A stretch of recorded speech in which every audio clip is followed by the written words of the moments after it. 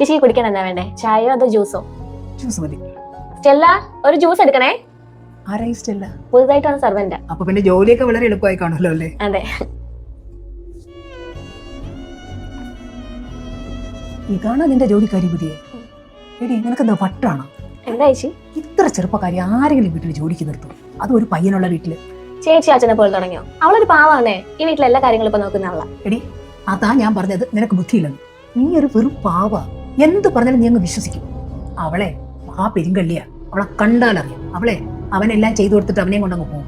നീ കേട്ടിട്ടില്ലേ, വേലക്കാരിയായി ഇരുന്നാലും നീ നോവലി, ഇപ്പോഴേ നിന്റെ ഭർത്താവിന്റെ നോവലിയായി തീർന്നിരിക്കുക. എടി അവള് കിടക്കുന്ന എവിടെയാ? ഈ വീട്ടിൽ തന്നെയല്ലേ? കൊള്ളാം. അവസാനം അവ കോക്കാനും വരുമ്പോഴേ നീയൊക്കെ മനസ്സിലാക്കും. ഈ ഭർത്താക്കന്മാരെയൊക്കെ വരച്ച വരിയിൽ നിർത്തണ്ടേ? ഇല്ലെങ്കിലേ ഇതുപോലുള്ള കണ്ടോളുമാരെ കൊത്തിക്കൊണ്ട് പോകും.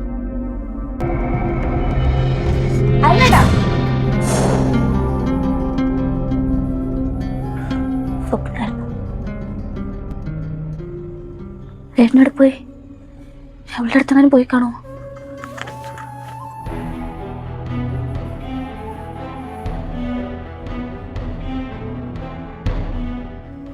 അവൾ അവിടെ ഉണ്ട്. അപ്പൊ പിന്നെ ഏട്ടൻ എവിടെ പോയതാ?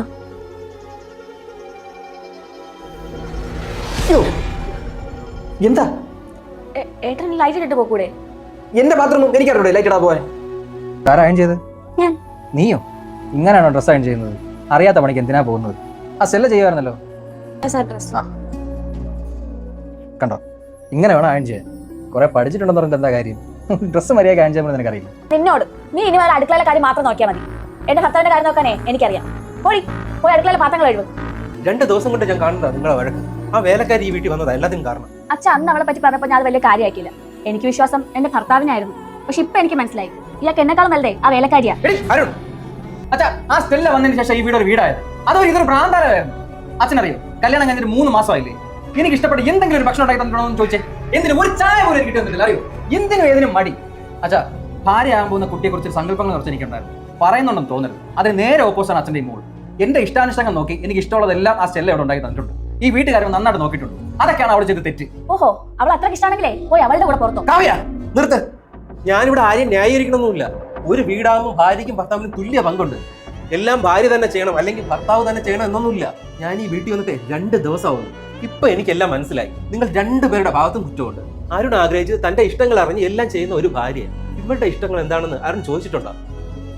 അരുൺ, ചിട്ടകളൊക്കെ നല്ലത് തന്നെ, പക്ഷേ അത് അധികമാകുമ്പോഴാണ് പ്രശ്നം. എന്റെ മകൾ നല്ലതാണെന്നൊന്നും ഞാൻ പറഞ്ഞിട്ടില്ല. ഭർത്താവിന്റെ കാര്യം നോക്കേണ്ടതേ ഭാര്യയാണ്, അല്ലാതെ വേലക്കാരിയല്ല.